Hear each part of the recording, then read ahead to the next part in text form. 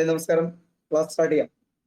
അപ്പൊ നമ്മള് ആ ഒരു എടുത്തു വന്ന ക്ലാസിന്റെ ബാലൻസ് ആണ് സ്വാതന്ത്ര്യത്തിനായുള്ള ബഹുജന മുന്നേറ്റം എന്ന് പറയുന്ന ആ SCRT ചാപ്റ്ററിന്റെ മൂന്നാമത്തെ ക്ലാസ്, മൂന്നാമത്തെ പാർട്ടാണ് ഇന്ന് നമ്മൾ സ്റ്റാർട്ട് ചെയ്യുന്നത്.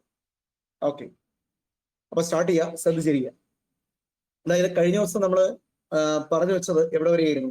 കഴിഞ്ഞ ദിവസം നമ്മൾ സ്വരാജ് പാർട്ടിയൊക്കെ പറഞ്ഞാണ് അവസാനിപ്പിച്ചത്, അല്ലെ? സ്വരാജ് പാർട്ടി പറഞ്ഞ് നമ്മൾ അവസാനിപ്പിച്ചു. ഇന്ന് നമ്മൾ നേരെ പോകുന്നത് സൈമൺ കമ്മീഷൻ എന്ന് പറയുന്ന ഒരു ഭാഗം പഠിക്കാനാണ്. സൈമൺ കമ്മീഷൻ, ഓക്കെ, നമ്മൾ കേട്ടിട്ടുള്ളതാണ് സൈമൺ കമ്മീഷൻ. അതായത് സൈമൺ കമ്മീഷനെ നിയമിച്ച വർഷം ആദ്യം അതങ്ങ് പഠിക്കാം, എന്തിനാണെന്നുള്ളത് രണ്ടാമത് പഠിക്കാം. സൈമൺ കമ്മീഷനെ നിയമിച്ചത് 1927 1927 ആ വർഷം പഠിക്കണേ. 1927 സൈമൺ കമ്മീഷനെ നിയമിച്ചത്. എന്തിനു വേണ്ടിയിട്ടാ? ഇന്ത്യയിൽ നടപ്പിലാക്കേണ്ട ഭരണഘടനാ പരിഷ്കാരങ്ങളെ കുറിച്ച് പഠിക്കാൻ നിയോഗിച്ച കമ്മീഷനാണ് എന്ന് പറയുന്നത് സൈമൺ കമ്മീഷൻ എന്ന് പറയുന്നത്. ഇന്ത്യയിൽ നടപ്പിലാക്കേണ്ട ഭരണഘടനാ പരിഷ്കാരങ്ങളെ കുറിച്ച് പഠിക്കാൻ നിയോഗിച്ച കമ്മീഷനാണ് ഏത് എന്ന് പറയുന്നത് സൈമൺ കമ്മീഷൻ എന്ന് പറയുന്നത്. ക്ലിയർ ആണ്? ഇനി നിങ്ങൾ ആലോചിക്കും, സൈമൺ കമ്മീഷന്റെ ചെയർമാൻ, അധ്യക്ഷൻ അതാരാ? സൈമൺ കമ്മീഷന്റെ ചെയർമാൻ ആരാ? John Simon. അദ്ദേഹത്തിന്റെ പേരിൽ ആ കമ്മീഷൻ അറിയപ്പെടുന്നത്, അല്ലെ? ജോൺ സൈമൺ ആണ് സൈമൺ കമ്മീഷന്റെ ചെയർമാൻ. ഇത്രയും കിട്ടിയോ? അപ്പൊ 1927 സൈമൺ കമ്മീഷൻ എന്ത് ചെയ്യുന്നു? നിയമിക്കുന്നു. സൈമൺ കമ്മീഷനെ നിയമിക്കുന്നു. സൈമൺ കമ്മീഷനെ നിയമിച്ച വർഷം 1927. എന്തിനു വേണ്ടിയിട്ടാണ് സൈമൺ കമ്മീഷനെ നിയമിച്ചത് എന്ന് ചോദിച്ചാൽ, ഇന്ത്യയിൽ നടപ്പിലാക്കേണ്ട ഭരണഘടനാ പരിഷ്കാരങ്ങളെ കുറിച്ച് പഠനം നടത്തി നിർദ്ദേശം സമർപ്പിക്കുന്നതിന് വേണ്ടി നിയോഗിച്ച കമ്മീഷനാണ് സൈമൺ കമ്മീഷൻ. അതിന്റെ അധ്യക്ഷൻ ജോൺ സൈമൺ. John Simon. എത്ര അംഗങ്ങൾ ഉണ്ടായിരുന്നു എന്നൊന്ന് പഠിക്കുക. സൈമൺ കമ്മീഷനിൽ എത്ര അംഗങ്ങൾ ഉണ്ടായിരുന്നു എന്ന് ചോദിച്ചാൽ 7 അംഗങ്ങളാണ് സൈമൺ കമ്മീഷനിൽ ഉണ്ടായിരുന്നത്. സൈമൺ കമ്മീഷനിൽ എത്ര അംഗങ്ങൾ ഉണ്ടായിരുന്നു? 7 അംഗങ്ങൾ ഉണ്ടായിരുന്നു. ഇനി സൈമൺ കമ്മീഷനെ ഇന്ത്യക്കാർ ബഹിഷ്കരിച്ചു. എന്തുകൊണ്ടാണ് സൈമൺ കമ്മീഷനെ ഇന്ത്യക്കാർ ബഹിഷ്കരിച്ചത്? ഇന്ത്യക്കാർ സൈമൺ കമ്മീഷനെ ബഹിഷ്കരിക്കുന്നതിനുള്ള കാരണം അതിൽ ഇന്ത്യക്കാർ ആരും തന്നെ ഉണ്ടായിരുന്നില്ല എന്നുള്ളതാണ്. 7 അംഗങ്ങളുണ്ട്. ആ 7 അംഗങ്ങളിൽ ആരില്ല? ഇന്ത്യക്കാരില്ല. എല്ലാ അംഗങ്ങളും ബ്രിട്ടീഷുകാരായിരുന്നു. അതുകൊണ്ട് തന്നെ സൈമൺ കമ്മീഷൻ അറിയപ്പെടുന്ന പേരെന്താ? വൈറ്റ്മെൻ കമ്മീഷൻ. അപ്പം വൈറ്റ്മെൻ കമ്മീഷൻ എന്നുകൂടി അറിയപ്പെടുന്നത് എന്തിനെയാണ്? സൈമൺ കമ്മീഷനെയാണ്. എന്തുകൊണ്ടാണ് അത് വൈറ്റ്മെൻ കമ്മീഷൻ എന്നറിയപ്പെടുന്നത്? സൈമൺ കമ്മീഷന്റെ 7 അംഗങ്ങളും ബ്രിട്ടീഷുകാരായിരുന്നു. 7 അംഗങ്ങളും ബ്രിട്ടീഷുകാരായിരുന്നു. ഇന്ത്യക്കാരുണ്ടായിരുന്നില്ല. അതുകൊണ്ട് തന്നെ ഇന്ത്യക്കാർ ഈ കമ്മീഷനെ ബഹിഷ്കരിച്ചു. ഈ കമ്മീഷനെതിരെ പ്രക്ഷോഭങ്ങൾ ആരംഭിച്ചു. സൈമൺ കമ്മീഷനെതിരെയുള്ള പ്രക്ഷോഭങ്ങളിൽ മുഴങ്ങിക്കേട്ട ഒരു മുദ്രാവാക്യമുണ്ട്. അതിന്റെ പേരാണ് സൈമൺ ഗോ ബാക്ക്. പഠിക്കുക, സൈമൺ ഗോ ബാക്ക്. സൈമൺ കമ്മീഷനെതിരായ പ്രക്ഷോഭത്തിൽ മുഴങ്ങിക്കേട്ട മുദ്രാവാക്യം Simon go back. Simon go back. അവിടെ പഠിക്കണം മറ്റൊരു ഫാക്ടില്ലേ, സൈമൺ ഗോ ബാക്ക് എന്ന മുദ്രാവാക്യത്തിന്റെ ഉപജ്ഞാതാവ് ആരാണ്? സൈമൺ ഗോ ബാക്ക് എന്ന മുദ്രാവാക്യത്തിന്റെ ഉപജ്ഞാതാവ് ആര്? യൂസഫ് മെഹ്റലി. നിങ്ങൾ പഠിച്ചതാ, യൂസഫ് മെഹ്റലി. ആരാണ്? യൂസഫ് മെഹ്റലി. ഇത്തരത്തിൽ ഈ സൈമൺ കമ്മീഷനെതിരെ പ്രക്ഷോഭം നടക്കുന്ന സമയത്ത് ആ പ്രക്ഷോഭത്തെ അടിച്ചമർത്തുന്നതിന് വേണ്ടി ഒരു ലാത്തി ചാർജ് നടക്കുന്നു, അല്ലെ? ആ ലാത്തി ചാർജിന് നേതൃത്വം നൽകിയ ബ്രിട്ടീഷ് ഉദ്യോഗസ്ഥൻ, നിങ്ങളുടെ മനസ്സിൽ ആ പേര് വന്നോ? ലാത്തി ചാർജിന് നേതൃത്വം നൽകിയ ബ്രിട്ടീഷ് ഉദ്യോഗസ്ഥന്റെ പേരാണ് ആര്? സാൻഡേഴ്സൺ. ആരാണ്? സാൻഡേഴ്സൺ. കിട്ടിയോ നിങ്ങൾക്ക്? സൈമൺ കമ്മീഷനെതിരെ പ്രക്ഷോഭം നടക്കുന്നു. ആ പ്രക്ഷോഭത്തെ അടിച്ചമർത്തുന്നതിന് വേണ്ടി നേതൃത്വം നൽകിയ ബ്രിട്ടീഷ് ഉദ്യോഗസ്ഥന്റെ പേരാണ് സാൻഡേഴ്സൺ. ക്ലിയർ? ഇനി ഇത്തരത്തിലുണ്ടാകുന്ന ലാത്തി ചാർജിൽ കൊല്ലപ്പെട്ട സ്വാതന്ത്ര്യ സമര സേനാനി ആര് എന്ന് ചോദിച്ചാൽ നിങ്ങൾ പറയണം അത് പഞ്ചാബ് സിംഹം എന്നറിയപ്പെടുന്ന ലാലാ ലജ്പത് റായി ആണ്. ആ പോയിന്റ് പഠിച്ചോ. ആരാ? ലാലാ ലജ്പത് റായ്. കൊല്ലപ്പെട്ട സ്വാതന്ത്ര്യ സമര സേനാനി ആര്? ലാലാ ലജ്പത് റായ്. കിട്ടിയോ നിങ്ങൾക്ക്? സൈമൺ കമ്മീഷനെതിരെ നടന്ന പ്രക്ഷോഭത്തിലുണ്ടായ ലാത്തി ചാർജിൽ കൊല്ലപ്പെട്ട സ്വാതന്ത്ര്യ സമര സേനാനി ലാലാ ലജ്പത് റായ്. ആ ലാത്തി ചാർജിന് നേതൃത്വം നൽകിയ ബ്രിട്ടീഷ് ഉദ്യോഗസ്ഥന്റെ പേര് സാൻഡേഴ്സൺ. ക്ലിയർ ആയോ? ഇനി 7 അംഗങ്ങളുണ്ട്. ആ 7 അംഗങ്ങളിൽ അധ്യക്ഷനായത് John Simon, sir John Simon. അതിൽ നമുക്ക് സുപരിചിതനായ ഒരു വ്യക്തിയുണ്ട്. അദ്ദേഹത്തിന്റെ പേരാണ് ക്ലമന്റ് ആറ്റ്ലി. ക്ലമന്റ് ആറ്റ്ലി ഇതിൽ അംഗമായിരുന്ന, പിന്നീട് ബ്രിട്ടീഷ് പ്രധാനമന്ത്രിയൊക്കെയായി മാറിയ ഒരു വ്യക്തിത്വമുണ്ട്. പേര് ക്ലമന്റ് ആറ്റ്ലി. ക്ലിയർ ആയോ? സെറ്റായോ? ഇനി സൈമൺ കമ്മീഷൻ ഇന്ത്യയിൽ എത്തിയ വർഷം അത് 1928. അപ്പൊ എന്നാ നിയമിച്ച? 1927. ഒരു പോയിന്റാണ് റിവേഴ്സ് ചെയ്തെടുക്കുന്നത്. 1927 സൈമൺ കമ്മീഷനെ നിയമിച്ച സമയത്ത് തന്നെ അതിനെതിരെ INC ഒരു പ്രമേയം അവതരിപ്പിച്ചു. സൈമൺ കമ്മീഷനെതിരെ പ്രമേയം പാസാക്കിയ INC സമ്മേളനം 1927 മദ്രാസ് സമ്മേളനമാണ്. നമ്മൾ പഠിച്ചതാണ്, ഒന്നുകൂടെ റിവൈസ് ചെയ്യുക. 1927 മദ്രാസ് INC സമ്മേളനത്തിലാണ് സൈമൺ കമ്മീഷനെതിരെ INC ഒരു പ്രമേയം പാസാക്കിയത്. ഇനി ഈ INC സമ്മേളനത്തിന് അധ്യക്ഷൻ നമ്മൾ മൗലികാവകാശം എടുത്ത സമയത്ത് കഴിഞ്ഞ ദിവസം നമ്മൾ ഡിസ്കസ് ചെയ്തതാണ്. 1927 മദ്രാസ് INC സമ്മേളനത്തിന്റെ അധ്യക്ഷൻ ആര് എന്ന് ചോദിച്ചാൽ ആരാണ്? ആരാണ്? MA അൻസാരിയാണ് എന്ന് പഠിക്കണം. ആരാണെന്ന് പഠിക്കണം? MA അൻസാരി. കിട്ടിയോ? അത്രയും ഓക്കെ. ഇത്രയും കാര്യങ്ങളാണ് എന്തുമായിട്ട് ബന്ധപ്പെട്ട് നമ്മൾ അറിഞ്ഞിരിക്കേണ്ടത്? സൈമൺ കമ്മീഷനുമായിട്ട് ബന്ധപ്പെട്ട് അറിഞ്ഞിരിക്കേണ്ടത്. ക്ലിയർ? അടുത്ത നേരെ നമ്മൾ പോകുന്നത് നെഹ്റു കമ്മിറ്റി റിപ്പോർട്ട്. ഈ സൈമൺ കമ്മീഷനിൽ ഇന്ത്യക്കാരൊന്നും ഇല്ലെന്ന് ഞാൻ പറഞ്ഞു. ഇന്ത്യക്കാരില്ല. അങ്ങനെ ഇന്ത്യക്കാരെ ഉൾപ്പെടുത്തിക്കൊണ്ട് ഭരണഘടനാ പരിഷ്കാരങ്ങളെ കുറിച്ച് പഠനം നടത്തി റിപ്പോർട്ട് സമർപ്പിക്കാനായി നിയമിച്ച ഒരു കമ്മിറ്റിയാണ് എന്ന് പറയുന്നത് നെഹ്റു കമ്മിറ്റി എന്ന് പറയുന്നത്. ഈ നെഹ്റു കമ്മിറ്റി ആ റിപ്പോർട്ട് തയ്യാറാക്കിയത് മോത്തിലാൽ നെഹ്റു ആണ്. പക്ഷേ ഈ റിപ്പോർട്ട് തയ്യാറാക്കിയത് ആരുടെ നേതൃത്വത്തിലാണ്? മോത്തിലാൽ നെഹ്റുവിന്റെ നേതൃത്വത്തിലാണ്. ആരുടെ നേതൃത്വത്തിലാണ്?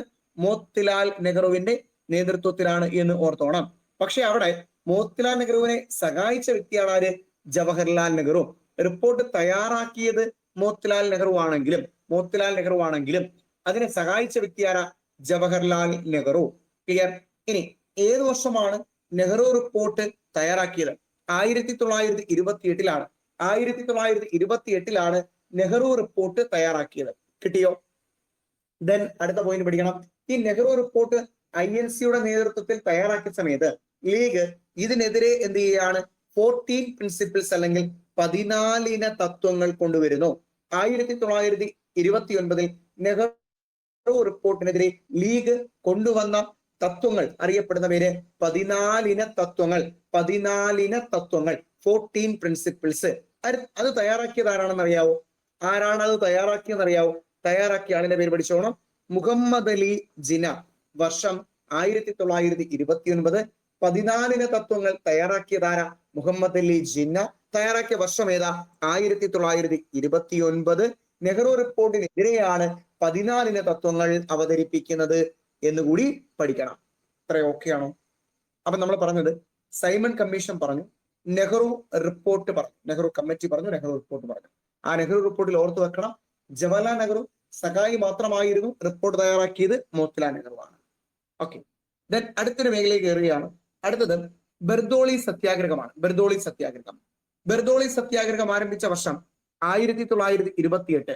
ബർദോളി സത്യാഗ്രഹം ആരംഭിച്ച വർഷം, ആ വർഷം ക്ലിയർ ആയിട്ട് പഠിക്കണം. 1928 1928 ബർദോളി സത്യാഗ്രഹം അരങ്ങേറിയത്. ആ ബർദോളി സത്യാഗ്രഹത്തിന് നേതൃത്വം നൽകിയ വ്യക്തി ആര്? സർദാർ വല്ലഭായ് പട്ടേലാണ്. എന്തിന് നേതൃത്വം നൽകിയത്? ബർദോളി സത്യാഗ്രഹത്തിന് നേതൃത്വം നൽകിയത്. ബർദോളി സത്യാഗ്രഹം അരങ്ങേറിയത് എവിടെയാണ് എന്ന് പഠിച്ചോണേ. ഗുജറാത്തിലാണ്. ബർദോളി സത്യാഗ്രഹം എവിടെ നടന്നു? ഗുജറാത്തിലാണ് നടന്നത്. എന്തിനു വേണ്ടി? നികുതി വർധനവിനെതിരെ ബർദോളി സത്യാഗ്രഹം അരങ്ങേറുന്നു. എവിടെയാ? ഗുജറാത്ത്. പോയിന്റുകൾ ഒന്നൊന്നായി പഠിക്കുന്നു. 1928 ബർദോളി സത്യാഗ്രഹം. അപ്പം ബർദോളി സത്യാഗ്രഹം ആരംഭിച്ച വർഷം ഏത്? 1928. ബർദോളി സത്യാഗ്രഹത്തിന് നേതൃത്വം നൽകിയ വ്യക്തി ആര്?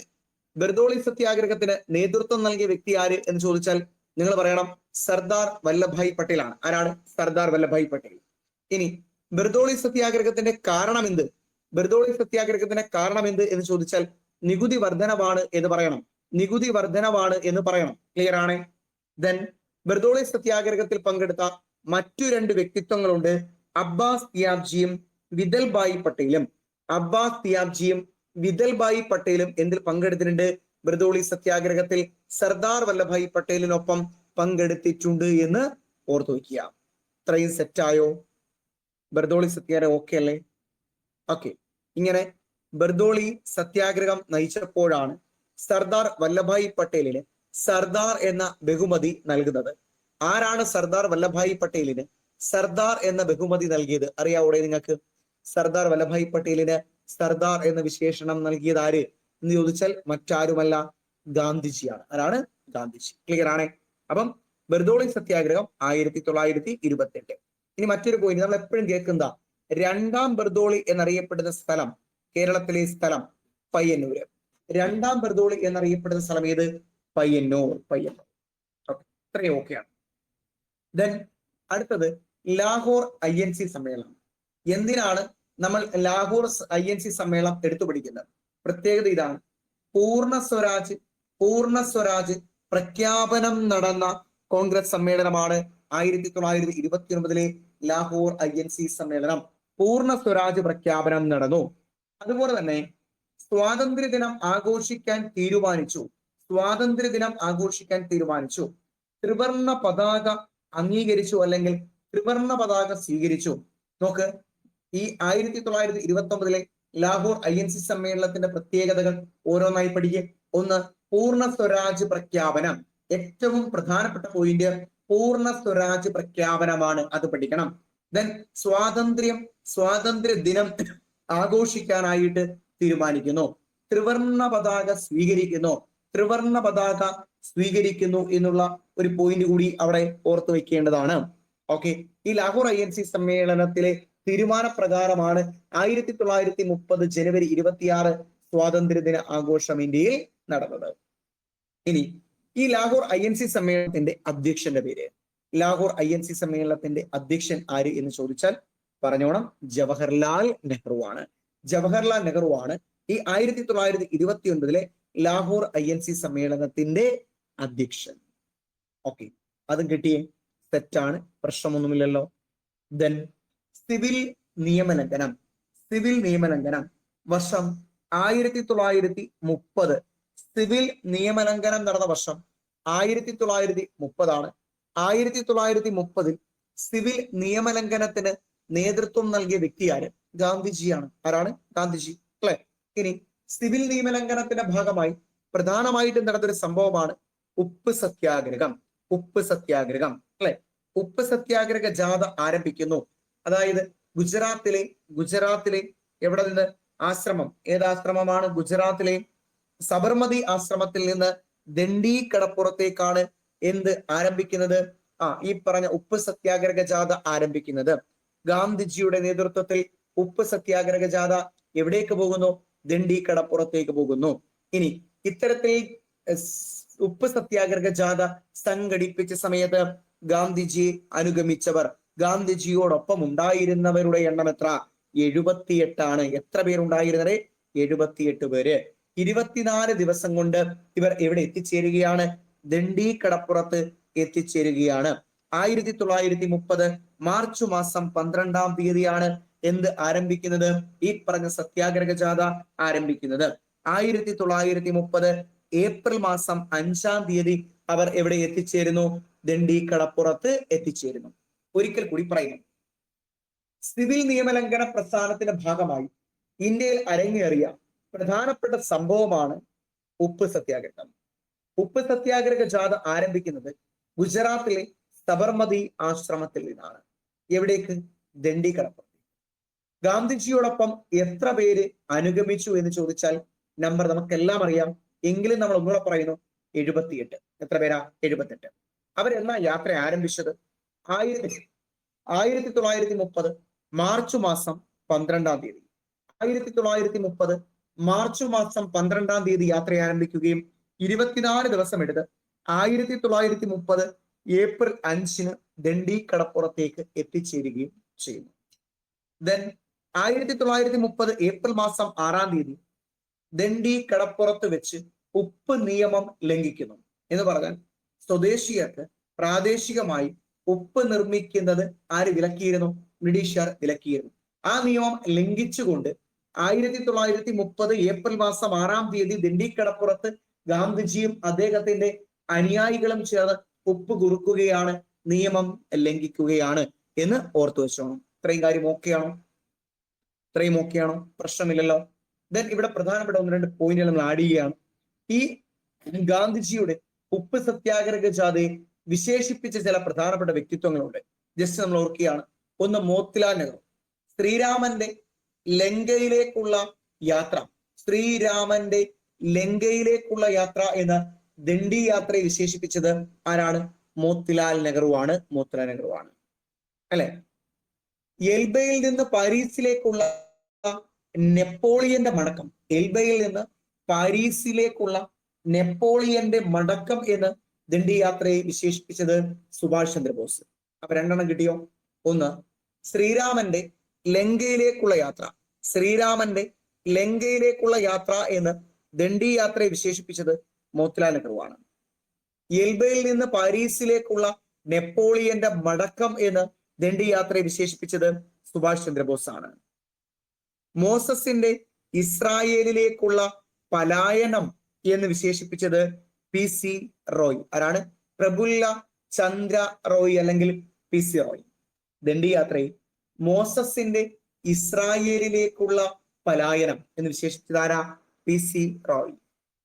ഉപ്പ് വളരെ വേഗം നിഗൂഢമായ ഒരു വാക്കായി മാറി, ഉപ്പ് വളരെ വേഗം നിഗൂഢമായ ഒരു വാക്കായി മാറി ശക്തിയുടെ വാക്ക് എന്ന് വിശേഷിപ്പിച്ചത് ജവഹർലാൽ നെഹ്റുവാണ്. അപ്പൊ ഇവരൊക്കെ അനുകൂലിച്ചുകൊണ്ട് വിശേഷണം നടത്തിയവരാ. ശ്രീരാമന്റെ ലങ്കയിലേക്കുള്ള യാത്ര മോത്തിലാൽ നെഹ്റു, എൽബയിൽ നിന്ന് പാരീസിലേക്കുള്ള മോസസിന്റെ എൽബയിൽ നിന്ന് പാരീസിലേക്കുള്ള നെപ്പോളിയന്റെ മടക്കം എന്ന് വിശേഷിപ്പിച്ചത് സുഭാഷ് ചന്ദ്രബോസ്, മോസസിന്റെ ഇസ്രായേലിലേക്കുള്ള പലായനം എന്ന് വിശേഷിപ്പിച്ചത് PC റോയി ആണ്. ഉപ്പ് വളരെ വേഗം നിഗൂഢമായ ഒരു വാക്കായി മാറി ശക്തിയുടെ വാക്ക് എന്ന് വിശേഷിപ്പിച്ചത് ജവഹർലാൽ നെഹ്റു ആണ്. ക്ലിയർ ആണ്? ഇനി ഉപ്പ് സത്യാഗ്രഹത്തെ ചായക്കൊപ്പയിലെ കൊടുങ്കാറ്റ് എന്ന് വിശേഷിപ്പിച്ചത്, മീൻസ് കളിയാക്കി പറഞ്ഞത് ഇർവിൻ പ്രഭുവാണ്. ആരാണ്? ഇർവിൻ പ്രഭു. ഇർവിൻ പ്രഭു. ഓക്കെ, ഒന്നുകൂടെ പഠിക്കും. ഉപ്പ് സത്യാഗ്രഹത്തെ ചായക്കൊപ്പയിലെ കൊടുങ്കാറ്റ് എന്ന് ആ സമയത്തെ ഇന്ത്യയുടെ വൈസ്രോയിയായ ക്രിസ്ത്യൻ വൈസ്രോയി എന്നറിയപ്പെടുന്ന ഇർവിൻ പ്രഭു വിശേഷിപ്പിച്ചു. ഇർവിൻ പ്രഭു വിശേഷിപ്പിച്ചു. ക്ലിയർ ആണോ?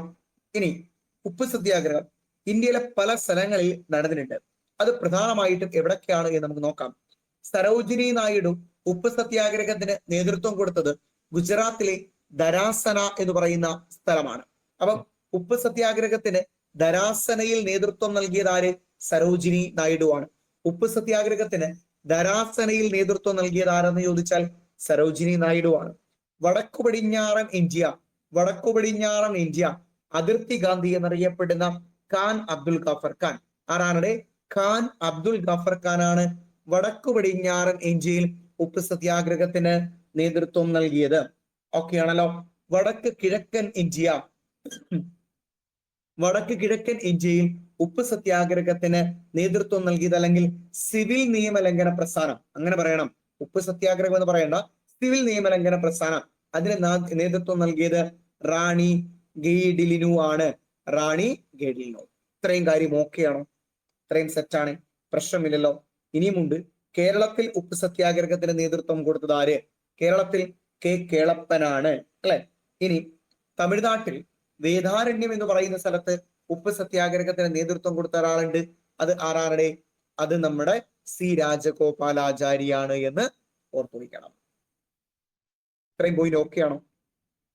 ഇനി ഉപ്പ് സത്യാഗ്രഹം നടക്കുന്ന സമയത്ത് ഗാന്ധിജി അറസ്റ്റ് ചെയ്തു. ഗാന്ധിജിയുടെ അറസ്റ്റിനെ തുടർന്ന് ഉപ്പ് സത്യാഗ്രഹത്തിന് നേതൃത്വം കൊടുത്തത് ആരാണ്? നമ്മൾ നേരത്തെ ബർദോളി സത്യാഗ്രഹം പഠിച്ചില്ലേ?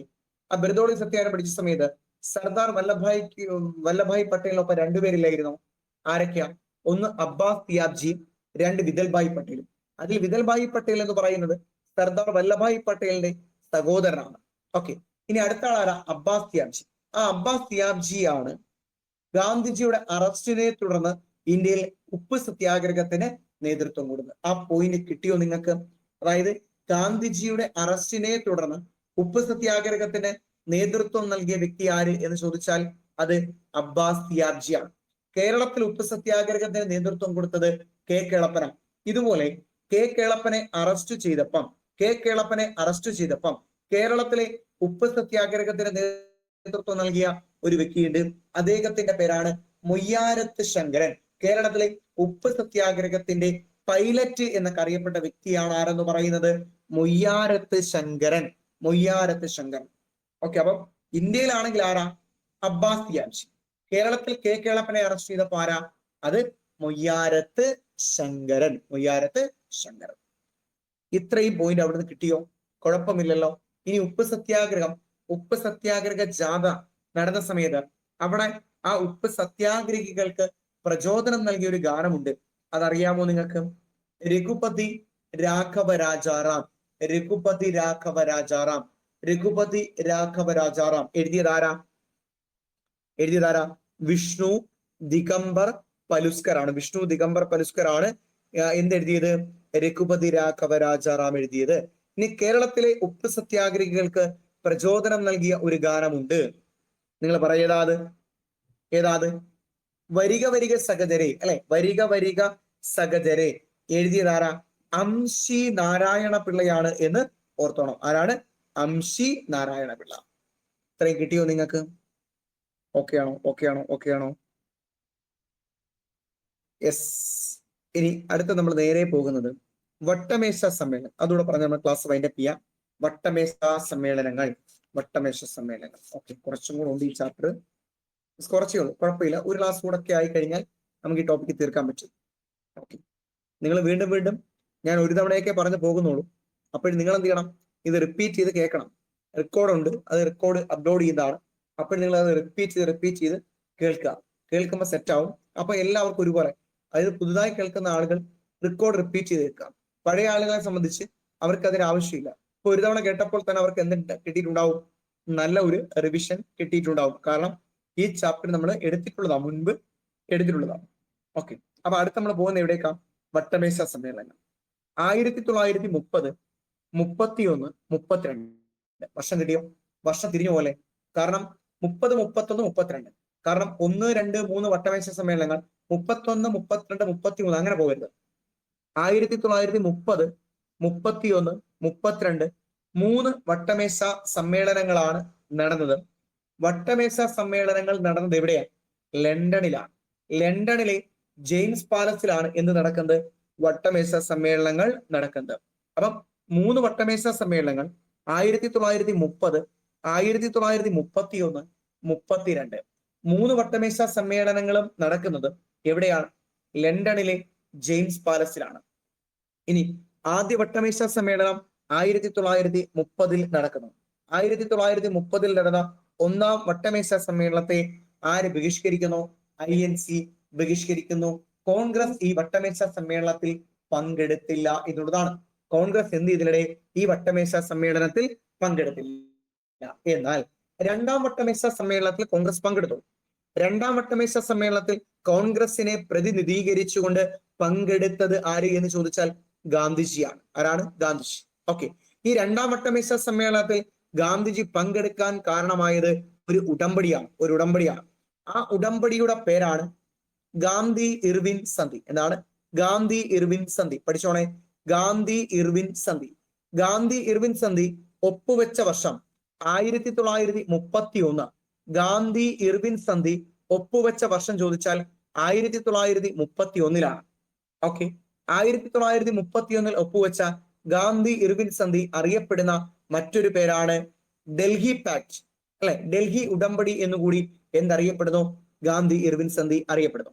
ഈ ഗാന്ധി ഇർവിൻ സന്ധി പ്രകാരമാണ് 2ാം വട്ടമേശ സമ്മേളനത്തിൽ ആര് പങ്കെടുക്കുന്നത്?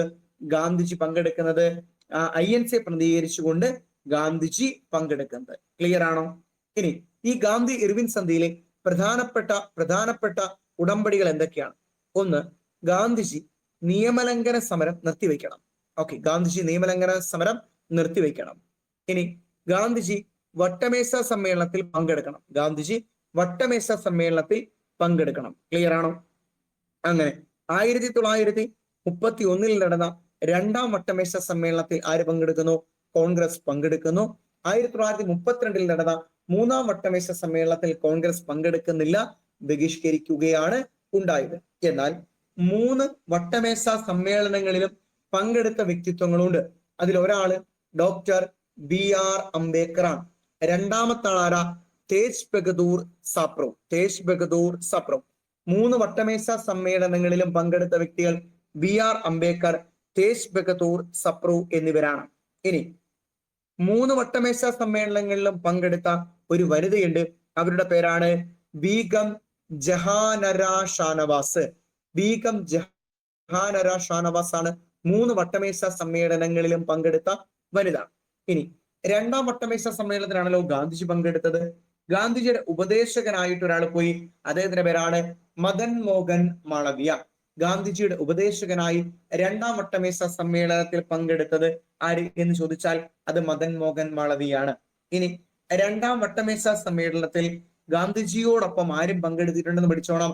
ധരാസനയിൽ, ഗുജറാത്തിലെ ധരാസനയിലെ ഉപ്പ് സത്യാഗ്രഹത്തിന് നേതൃത്വം നൽകിയ സരോജിനി നായിഡുവും എന്തിൽ പങ്കെടുത്തിട്ടുണ്ട്? രണ്ടാം വട്ടമേശ സമ്മേളനത്തിൽ പങ്കെടുത്തിട്ടുണ്ട്. ഇത്രയും ഓക്കെയാണോ? ഓക്കെയാണ്, ഇത്രയും കാര്യം ഓക്കെയാണ്. യെസ്. അപ്പൊ തൽക്കാലം നമുക്ക് എന്ത് ചെയ്യാം, ഇന്ന് ക്ലാസ് വൈൻഡപ്പ് ചെയ്യാം. നിങ്ങൾ ടോപ്പിക്കുകൾ കൂടുതലായിട്ട് പഠിച്ചോണം. ഓക്കെ, പ്രിലിംസിന്റെ ഡേറ്റ് എടുത്തു, കുറച്ച് ദിവസമേ ഉള്ളൂ. നന്നായിട്ട് വർക്ക്ഔട്ട് ചെയ്യാം. ഓക്കെ.